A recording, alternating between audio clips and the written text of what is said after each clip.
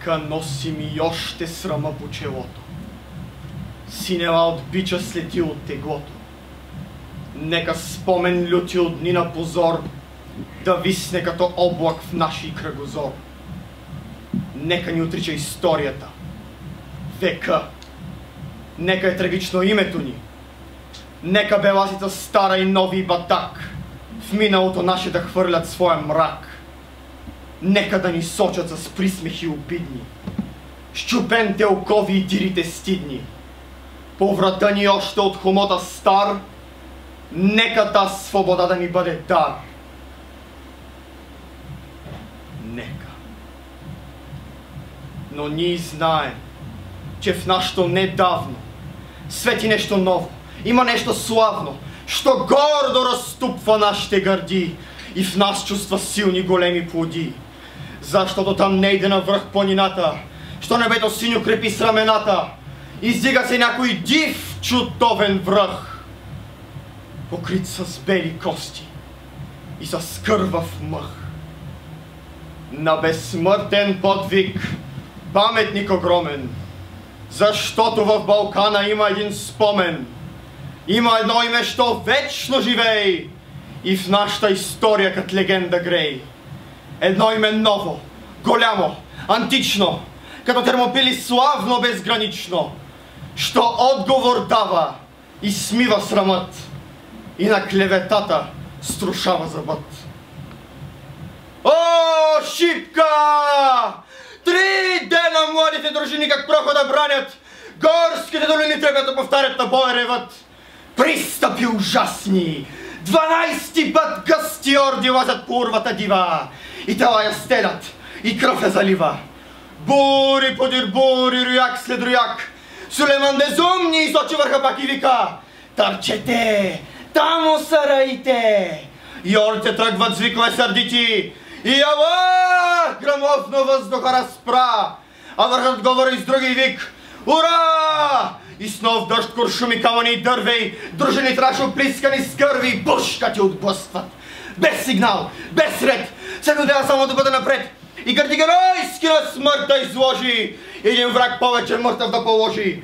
Пушкала текнат, турците реват, насипи налитат и падат, и мрът.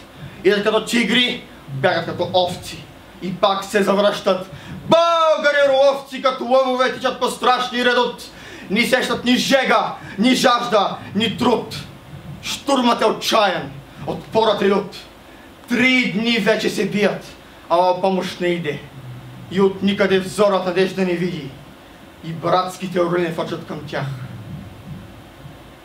Нищо. Те ще паднат, но честно, без страх, като шъпа спартанци под сганта на Ксеркса. Талазите идат. Всички на штрекса. Последният напън вече е настал. Тогава Столетов наш генерал ревно гърломно: млади опълченци, венчайте България с лаврови венци! На вашата сила царят повери прохода, войната и себе дори! И с тези думи силни дружините горди очакват геройски душманските орди, бесни и шумещи. О, геройски час! Войните намират канарито газ. Патроните липсват, но волите траят. Щикът се пречупва, гърдите остаят. И сладката радост до кракта измрът пред цяла вселена на то совен ръд. С една смърт юнашка и с една победа България цяла сега нази гледа. Този враг висок е, тя ще ни съзре. Ако би бегали да мрем по-добре. Няма вече оръжие, имаха такомба, всяко дърво мече, всяко камък бомба, всяко нещо удар, всяко душа плам. Камъни и дърве изчезнаха там. Грабвайте телата! Някой се изкряска и трупове мъртви фръкнаха за вчаска, като демони черни на черни рояк. Катурят, струпанят, като живи пак. И турци тропнат друг път не видели, в рода се бият и живи и умрели. И въздухът се пет с демонски вик. Боят се обръща на смърт и на щик. Героите наши като скали твърди, желязото изреждат железо си гарди и върнат се с песни в свирепата сеч.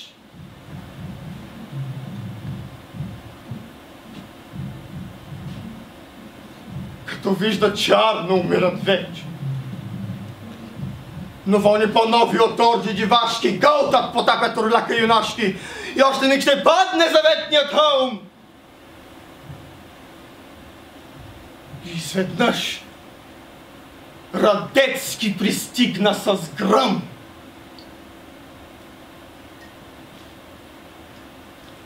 И днес йощ Балкана щом буря захваща. Спомня тоз ден, бурен, шуми и препраща. Славата му дивна като някой ек, от урва на урва и от век на век. Слушай, как шумят шумите.